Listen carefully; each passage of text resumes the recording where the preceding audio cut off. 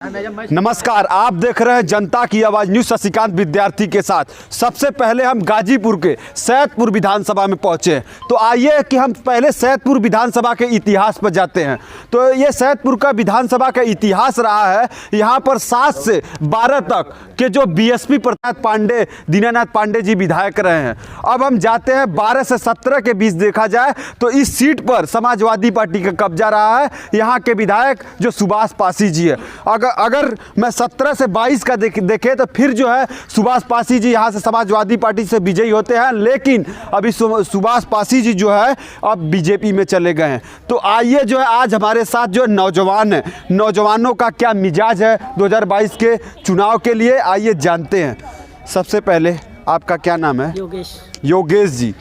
योगेश जी, आप जैसे युवा हैं तो इस बार योगेश जी हम आपसे जानेंगे कि 2022 के विधानसभा चुनाव में किस मुद्दे पर मतदान करने जा रहे हैं। इस बार ये जो मुद्दा है बेरोजगारी का मुद्दा है, महंगाई का मुद्दा है, और ये जो अधिक से अधिक कानून व्यवस्था बिगड़ी हुई है, अच्छा, उसको सुधारने की व्यवस्था है। क्योंकि बाबा से तो संभल नहीं रहा है यूपी। अच्छा, बाबा को एक अंगूठे छाप को मुख्यमंत्री बना दिया गया। अच्छा, मुख्यमंत्री बनने के बाद उनको ये नहीं समझ में आ रहा है कि राजस्व कैसे संभाला जाता है। अच्छा, उनके राजस्व कॉर्पोरेट में जितने भी अधिकारी हैं, मंत्री हैं, उनके साथ नहीं है। वो सिंगल अपने को एक तानाशाह समझते हैं। जब भी उनको जो भी मौका मिलता है, जो भी कहना होता है, बस उनकी एक बोली रहती है कि ठोक देंगे, बुलडोजर चला देंगे, ये कर देंगे। कोई एक मुख्यमंत्री पद पे बैठा हुआ व्यक्ति ऐसे अगर बोले तो उसकी गरिमा के क्या मतलब रखा जाए। अगर जब मुख्यमंत्री ऐसा बोल रहा है तो पूरे आल प्रदेश की जनता क्या बोलेगी उसके? यही बोल सकती है ना कि अगर आप दूसरे को ठोकेंगे तो भाई वही है कि हमारे इतिहास में भी यही लिखा गया कि अगर गांधी जी का भी वक्तव्य था कि अगर आप मुझे एक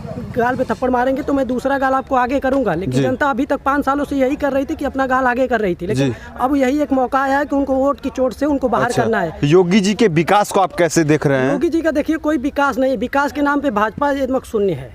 उन्होंने विकास कुछ भी नहीं किया। अगर विकास की बात करें तो उन्होंने मंदिर, मस्जिद और लोगों की भावनाओं को भड़काने का काम किया और कुछ नहीं कर पाए हैं। जनता को कौन सा विकास चाहिए? जनता को विकास चाहिए, शिक्षा चाहिए, इसके बाद रोजगार चाहिए, महंगाई कम करनी चाहिए और बच्चों की शिक्षा पे ध्यान देना चाहिए। सरकार का देखिए 0% जीडीपी पे खर्च करना है। जीडीपी शिक्षा पे 0% खर्च कर रहे हैं। तो खर्च करने का कोई व्यू ही नहीं है। बाबा को ये तक नहीं पता है कि बच्चों को क्या चाहिए। इन्होंने 5 साल के अपने कार्यकाल में इन्होंने एक बड़ा पोस्टर लगा रखा है कि 4,50,000 वैकेंसियां मैंने दे रखा है पूरे यूपी में। लेकिन उनको यही नहीं है कि हमने किसको दिया, जिसको दिया है उसको दिखाएं तो कि बाबा जी। तो अभी जो है योगी जी अभी जो 4.5 लाख वैकेंसी की तो बात की है, उन्हें सरकारी तो नौकरी ने जो 4.5 लाख किए हैं उनका उसके पास ब्यौरा होगा ना। उस ब्यौरा को मार्केट में लाइए ना, मार्केट में लोगों के सामने उतारिए कि हमने इनको दिया। उस शिक्षक भर्ती को गिना रहे हैं, पुलिस को भर्ती का जो गिना रहे हैं 68,000 69,000 2 वैकेंसियां हुई। दोनों वैकेंसियों में 68,000 में इन्होंने एक बड़ा घोटाला हुआ। 69,000 में इन्होंने 62,000 पद, मैं आपको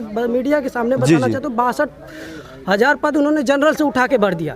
एसटी SC OBC का जो माइनॉरिटी का आरक्षण होता है 27% 21%, 27% और 21% में उन्होंने OBC को 2,600 पद दिया और SC को 1,100 पद दिया। तो टोटल जो OBC की इसमें 18,900 कुछ पद थे, जबकि OBC का टोटल इसमें 16,000 कुछ पद थे और SC का 11,000 कुछ पद थे। तो टोटल 26,000 27,000 के आसपास पद थे। इन्होंने भरा नहीं, उसको उठा के जनरल को भर दिया। जनरल को भरने से हमको क्या फायदा हुआ? ST SC OBC का माइनॉरिटी का वोट लेके सत्ता में तो आ गए। अब इसके बाद हम लोगों के साथ छलावा किया जा रहा है। ये तो बहुत बड़ा छलावा किया जा। इसके बाद जब बच्चे ने विधानसभा घेराव किया तो ये कह रहे हैं कि 6,000 पद आपको दे रहे हैं। 6,000 हम भीख थोड़ा नहीं मांग रहे हैं आपसे। 6,000 हमारा जो हक है, हक दो ना। अब क्यों दे रहे हो? अभी तो आपने अपने ट्विटर हैंडल से बोला था ना कि हमने कोई तो इस जैसा कि हम आपसे जानेंगे इस भर्ती जो 69,000 भर्ती का मामला है, इसमें कितना पद जो OBC के लिए घपला किया गया है? OBC का इसमें अगर आप देखेंगे तो 1600 कुछ पदों पे नियुक्ति हुई है बच्चों की। बस 1600 कुछ पदों पे नियुक्ति, 15,000 पद खा गए हैं योगी जी। और रही SC की बात तो SC में 1,400 बच्चों को नियुक्त किया गया था। 10,000 पद SC का खा गए। टोटल आज के वैकेंसी में 23,000 पद खाली दिखा रहे हैं। जो 23,000 खाली पद दिखा रहे हैं, बच्चे विधानसभा घेराव किए तो ये इन्होंने क्या किया कि 17,000 पद नया निकाल दिए कि हम नई नियुक्ति देंगे। नहीं क्यों दोगे? पहले उनको तो भरो जो हम लोगों का हक मारे हो। तो अभी ये कैसे कहें कि हम जनरल को उठा के भर दिए हैं? जब बच्चे सुप्रीम कोर्ट गए, सुप्रीम कोर्ट ने उनको पिछड़ा विभाग आयोग भेज दिया। पिछड़ा आयोग ने इनसे रिपोर्ट मांगी तो रिपोर्ट में तलब हुई। तलब होने के बाद इन्होंने कहा कि हमारे पास 23,000 पद है, 23,000 पद की सच्चाई अगर आप जानेंगे तो ये पानी पानी हो जाएंगे। क्या सच्चाई सर? टोटल थी कि शिक्षा मित्रों का पद था 1,37,000। 1,37,000 में सुप्रीम कोर्ट ने इनको बोला था कि दो शिक्षक भर्तियां करा के दोनों भर दीजिए, तो इन्होंने 68,000 69,000 दो भर्तियां निकाली। 68,000 में इनके पास 22,000 पद खाली बच गए। उसमें केवल 79,000 बच्चे सम्मिलित हो पाए थे, 22,000 पद खाली हो गए, खाली रह गए थे। फिर इन्होंने 69,000 निकाला। 69,000 में इन्होंने क्या किया, राजनीतिक खेला कर दिया। इन्होंने जनरल को सीटें सब उठा के दे दी। इसके बाद SC ST OBC का माइनॉरिटी का सीटें जनरल को उठा के भर दिए। ये जो 40% का जो खेला खेल रहे हैं ना, कि 50% 40% का जो खेला खेल रहे हैं, हम लोग बहुत समझ रहे हैं। SC ST माइनॉरिटी बहुत अच्छे समझ है। संविधान जब लिखा गया था, भीमराव ने लिखा था संविधान में इन्होंने ये लिखा था कि OBC को तब तक आरक्षण दिया जाए जब तक उसकी आर्थिक हालत सुधर न जाए। और जब से केंद्र में और राज्य में, केंद्र में जब से मोदी जी आए, अपने को तो एक कारपेट का वो राजा समझते हैं, जैसे तानाशाही पहले चलती थी 10 साल 20 साल पहले। अब मैं यूपी पे आता हूँ। यूपी पर आप योगी जी और अखिलेश के विकास को कैसे देख रहे हैं? योगी जी और अखिलेश में कोई तुलना नहीं है। कहते हैं ना कि एक शेर और एक गधे की तुलना आप कर रहे हैं। योगी जी घंटा बजाने, उनका काम है घंटा बजाना। वो मंदिर में केवल घंटा बजा सकते हैं। उनको ये पता है कि हाँ घंटा कैसे बजाया जाता है। उनको ये जो अपने राज्य की जो व्यवस्था है उसके बारे में 1% 0% ज्ञान है। वो एक तानाशाही है, अपने को हिटलर समझते हैं। उनसे बड़ा हिटलर मोदी जी हैं। आप देख के उठा के देखिए, बनारस में आए थे मोदी जी, उनका 14 मुख्यमंत्री उनके साथ आए थे, एक प्रधानमंत्री आया था। रेड कारपेट इतना लंबा बिछाया गया था कि उस पे वही बंदा दिख रहा है जो केवल अकेले। क्या यूपी मुख्यमंत्री नहीं था?